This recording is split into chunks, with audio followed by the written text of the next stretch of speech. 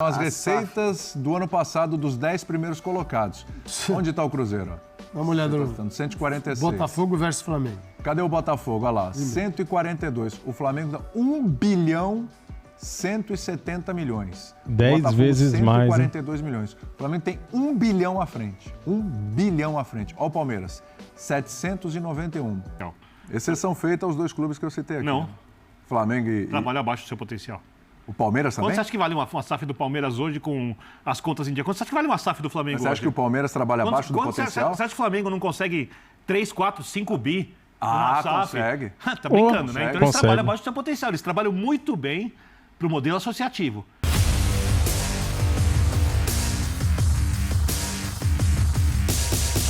Salve nação, saudações rubro-negra, sejam bem-vindos a mais um vídeo do canal. Cara, o Flamengo fatura demais, galera, a diferença é muito grande. Só no ano passado o Flamengo faturou 10 vezes mais do que o Botafogo e isso tá dando o que falar. Porque o Botafogo é SAF e o Botafogo, neste momento, ele lidera o campeonato com 10 pontos de folga para o segundo colocado, que é o Flamengo, 26 a 36, sendo que o Botafogo é SAF e faturou 10 vezes menos que o Flamengo no ano passado. Mas e nesse ano? Como que estão as coisas? É sobre isso que a gente vai falar aqui, sobre SAF. O Flamengo tem pretensões de ter uma SAF também, pretende vender uma parte do Flamengo, né? Pensando em construir o seu novo estádio. Então fica no vídeo até o final. Temos aqui uma matéria especial do programa Linha de Passe. No final do vídeo vou explicar para vocês como que andam as coisas. Será que o Flamengo vai vender uma parte do Flamengo, 20 a 25%, para ter o seu próprio estádio, será?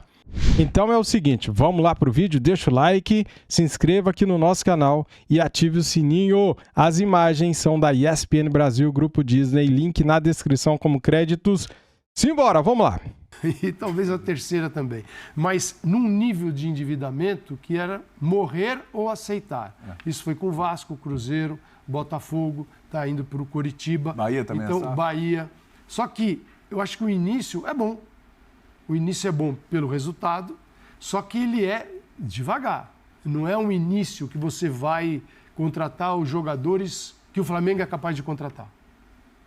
Que talvez o Palmeiras ainda seja capaz de contratar. Não dá. É porque a diferença financeira é enorme. Enorme. Daqui a pouco a gente mostra, inclusive, Nós o vamos faturamento. mostrar 1 bilhão. E a diferença é o muito que grande. torna o feito do Botafogo ainda superior. Mas para começar, eu acho que nós temos que analisar bem, mas que o trabalho é positivo. E eu sou favorável às SAFs, mesmo sabendo que nem todas vão dar certo. Sim, sem dúvida.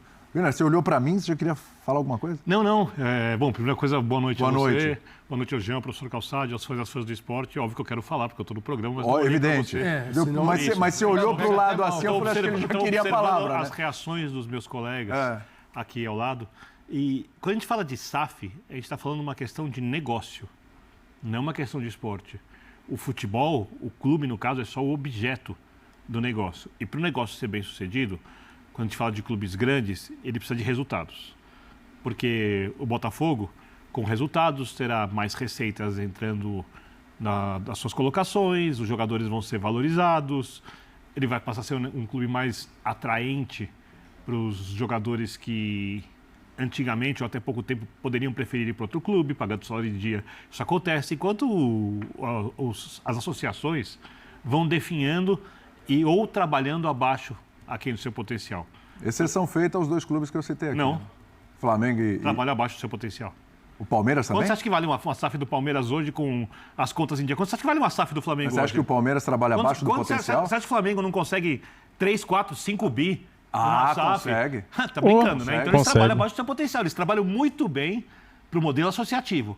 Mas o modelo associativo não vai atrair empresas como atrai uma SAF, porque a SAF permite que o clube tenha um projeto de longo prazo, porque o clube tem mais estabilidade, porque a política do clube não vai pesar Talvez internamente. um pouquinho mais de transparência, pelo menos Mais transparência. Pelo menos para os pares ali, né? Já ajuda. Ou seja, o ideal, quando você pensa em gerar recursos e ter uma administração mais profissional, é que todos os clubes virem SAF. Agora, se vão virar ou não, depende dos sócios, dos torcedores ali, cada um com a sua realidade, para entender bem como isso funciona. E o Botafogo é uma SAF que começa bem. Mas a gente só avalia isso por causa do resultado, mas você tem que olhar quanto o Botafogo investiu para conseguir esse resultado até o momento. Né? O Botafogo não classificou para o mata-mata do estadual. Em março, dia 27 de março, tinha um protesto do Botafogo e Portuguesa pedindo a saída do treinador e a saída do Textor também.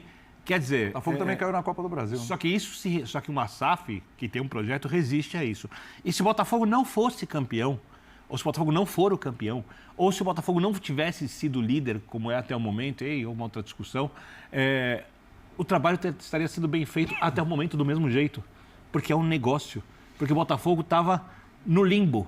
O Botafogo estava no pré-sal do futebol. O Botafogo era um time muito mais próximo de ir para a terceira divisão em alguns anos do que voltar a ser um time com chance de ganhar campeonatos na elite, principalmente o campeonato mais difícil do país.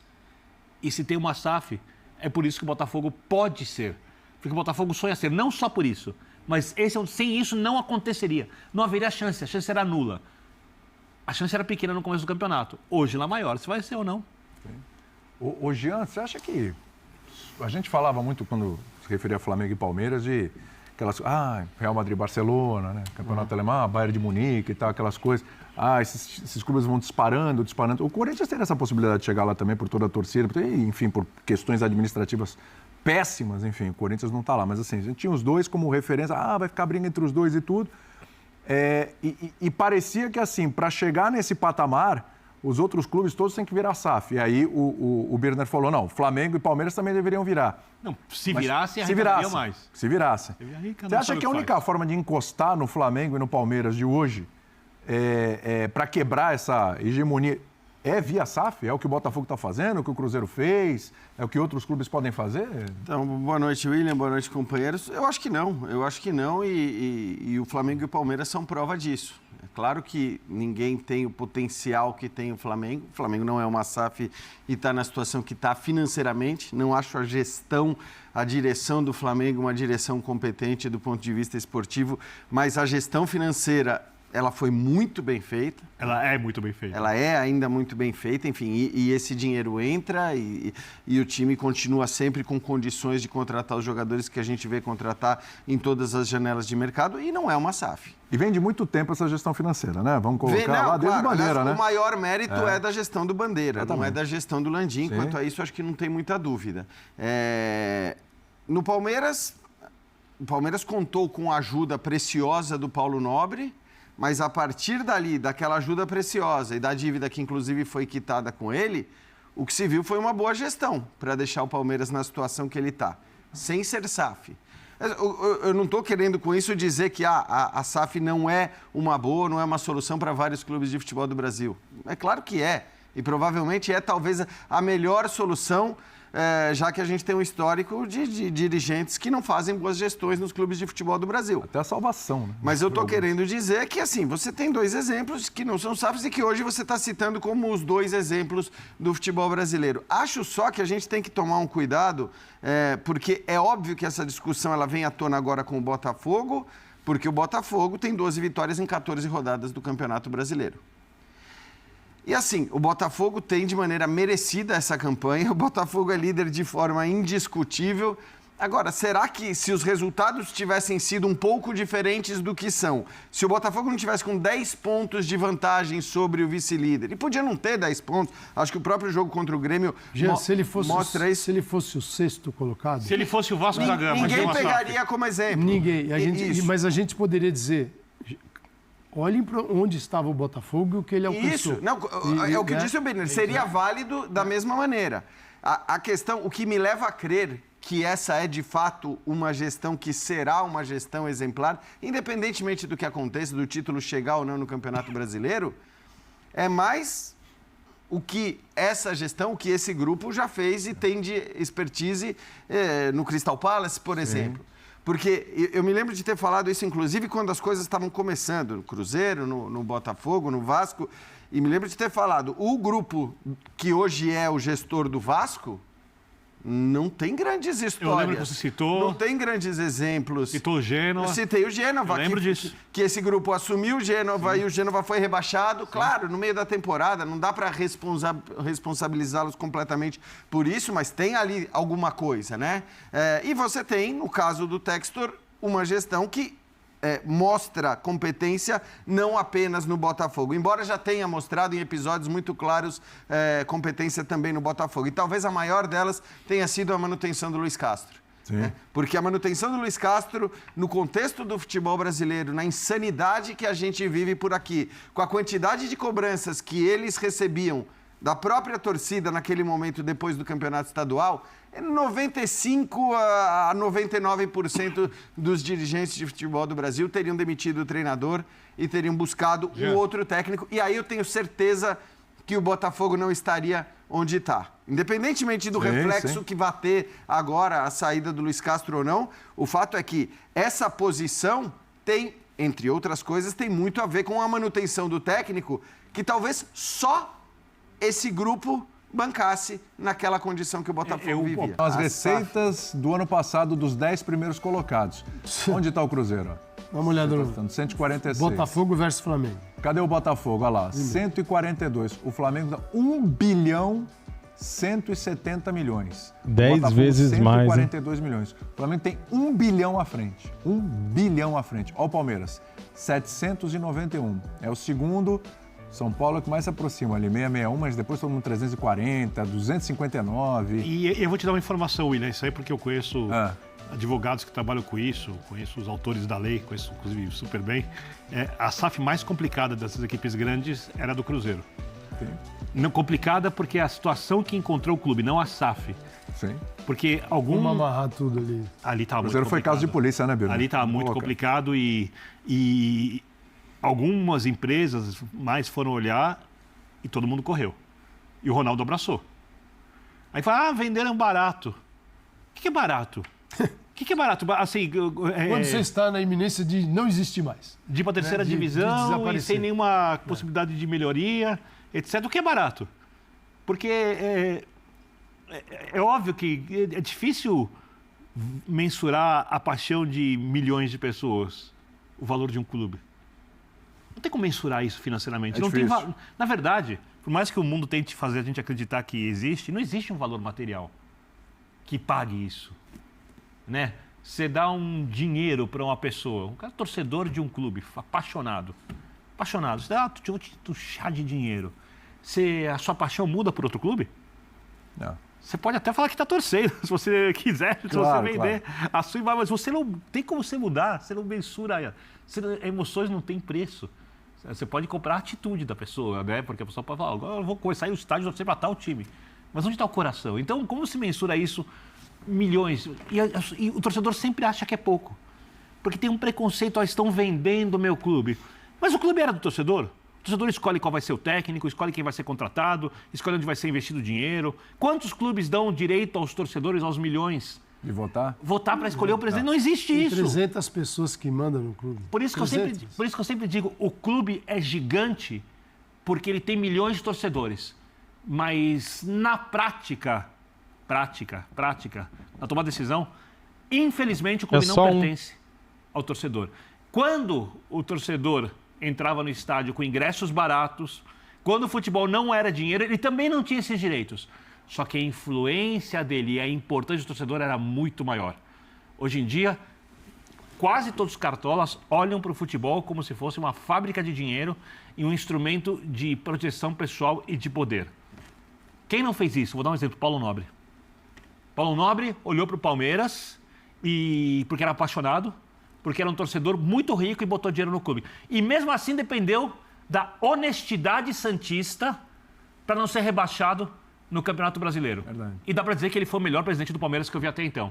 Se o Santos não tivesse sido honesto, ou se o Santos simplesmente tivesse perdido o jogo honestamente... Ele podia perder honestamente. O Palmeiras teria sido rebaixado com o seu melhor presidente até agora. O futebol é muito complicado, porque nenhuma empresa envolve a paixão de milhões de pessoas.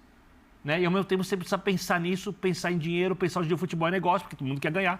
Sem dinheiro você não monta clubes. Não adianta o Botafogo, e aí, respeitosamente, ter 150 milhões de reais de faturamento contra 1.150 do Flamengo por ano, que o Botafogo não conseguirá sobressair sobre o Flamengo ao longo de 10 anos, a não ser que o Flamengo erre muito. E aí a gente vai olhar para o modelo associativo muito ruim e o modelo empresarial muito bom para o Botafogo prevalecer. Se é que o Botafogo vai ganhar Estou falando que não vai, mas se é que vai ganhar, porque ninguém acreditava que ia ganhar, eu não acreditava que tinha chance de ganhar, o torcedor não acreditava, talvez só os jogadores e o técnico acreditassem, assim, eles estão lá dentro. Então, se você quer olhar para o futebol realmente profissional, com uma cara atualizada, não estou falando que a cara é melhor que a antiga. Sim. Eu gosto mais do futebol oitentista, tá? Mas é só meu gosto. Se você quer olhar para o futebol atualizado, você precisa olhar para a SAF como uma solução para o futebol, mas dando a SAF para a gente que sabe administrar. Perfeito, exatamente. Embora tenham o poder, eu acho que eles não têm o direito, os presidentes de clube, de engavetar as propostas de SAF que eles estão recebendo. Né? Tem uns que nem falam. Não. Nem falam. Qual é o que falou até agora? Recebi e não topei. Eu sei que teve algumas. Não, mas você conhece algum que falou? Não. Não, só que recebeu. Né? Eles estão recebendo, todos os clubes estão recebendo proposta e os presidentes quietinhos. Isso é algo muito grande. Eles têm o poder de fazer isso, mas acho que não têm o direito com a torcida. Então, eles vão engavetando, sabe-se lá por quê. Porque é o seguinte, recebi esta proposta aqui. O que vocês acham? O Flamengo tem proposta. Pouco. Então tá bom, tchau. Aumenta. Quando você aumentar, a gente começa a conversar. Ou essa aqui é gigante. Porque também eles se engavetam as pequenas e as grandes. Sim. A gente pergunta o porquê. Né? Então, vão perder muito poder. Os dirigentes, os presidentes, não têm esse direito. Têm o poder, podem fazer, dar uma canetada e jogar no lixo. Mas eles deveriam informar aos torcedores, seus milhões de torcedores, olha, seguinte, recebeu uma proposta, eu vou levar o conselho. Ou vamos avaliar. Ela é péssima, aqui são os números. Concordamos, está fora. Porque me estranha muito. Você tem uma possibilidade e você não é o presidente, o clube não é seu. Nunca será. Sim. Embora faz tempo que é. Né? Porque assim, a gente fala que os clubes, os dirigentes, eles são os donos dos clubes aqui. É os donos, eles tomam decisões. Mudam estatutos, se precisarem, com influência. É de dono. Só que a massa torcedora, quem que faz o clube pulsar, eles não têm nenhuma relevância. Então, infelizmente. Esse é o ponto. Paga a conta. O estádio gera patrocínio diretamente, televisões, cotas e tudo mais. SAF, será que o Flamengo ainda terá SAF, galera? É o seguinte, hein? Foi atualizado no dia 7 de julho, agora faz 4 dias, né? Que o Flamengo pretende sim estar estudando uma forma aí de ter uma SAF, pelo menos uma porcentagem de 20% a 30%. Ele pretende vender para construir o seu próprio estádio. Então eu vou ler aqui para vocês o que anda acontecendo sobre esta ideia. SAF e estádio próprio, visitas ao Bayern de Munique. Adidas abre mente do Flamengo sobre este assunto.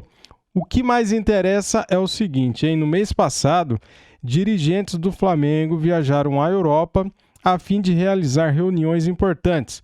Além de assistirem à final da Champions League, se reuniram com Real Madrid, Bayern de Munique e Adidas na Alemanha. O intuito das reuniões era de entender melhor modelos da SAF do clube alemão, assim como compreender a relação dos clubes com os sócios e amadurecer uma ideia do estádio próprio do Flamengo. A ideia da SAF no Flamengo não agrada a torcedores, opositores e atual diretoria. Em contrapartida, ter um estádio próprio agrada a maioria dos rubro-negros. Landim, visando a construção de uma possível nova casa para o Flamengo, enxerga no Bayern de Munique um modelo tanto para a SAF como para financiamento do novo estádio. Para a diretoria do Flamengo, o ideal de virar uma SAF seria apenas para a construção do estádio. Hoje o clube tem uma dívida muito bem controlada e não dependeria de capital para outras despesas. A ideia é justamente ceder uma parte minoritária para parcerias estratégicas, assim como fez o Bayern de Munique. A ideia em estágio de estudo, o Flamengo trabalha com 2 possibilidades de divisão de suas ações em caso de adoção da SAF no futuro. Ou o modelo de 75 a 25, semelhante ao do Bayern de Munique, ou então 80 a 20. Como que iria funcionar? O Flamengo venderia 25% ou 20%, né? E ficaria com a maior parte. Assim, o Flamengo não perderia o poder de negociações, né? Eles seriam sócios minoritários, ou seja, o Flamengo faria isso somente para construir o seu novo estádio. O que você acha sobre isso? Comente aqui, você é a favor, é contra? Você acha que o Flamengo não precisa de SAF? Nós temos poder financeiro para andarmos com as próprias pernas? O que você acha sobre isso? Quero saber a sua opinião, tá bom? Cara, eu acho que o Flamengo tem condições de construir o seu estádio faturando o que fatura por ano, sem precisar de SAF. A discussão é boa, só que é polêmica, hein? Muitos torcedores não querem saber de SAF, outros querem o estádio, e existe essa possibilidade, existe uma troca. Venderia 20% a 25% para ter o seu tão sonhado estádio, né? É meio complicado, cara, porque falando de Flamengo se trata de amor, né? E a gente pensa que a gente está vendendo o nosso clube. É uma fatia só, porém é uma venda, né? Beleza? É isso. Muito obrigado a todos vocês. Deixem um like, se inscreva aqui no nosso canal e ative o sininho. Saudações rubro-negras. Fui!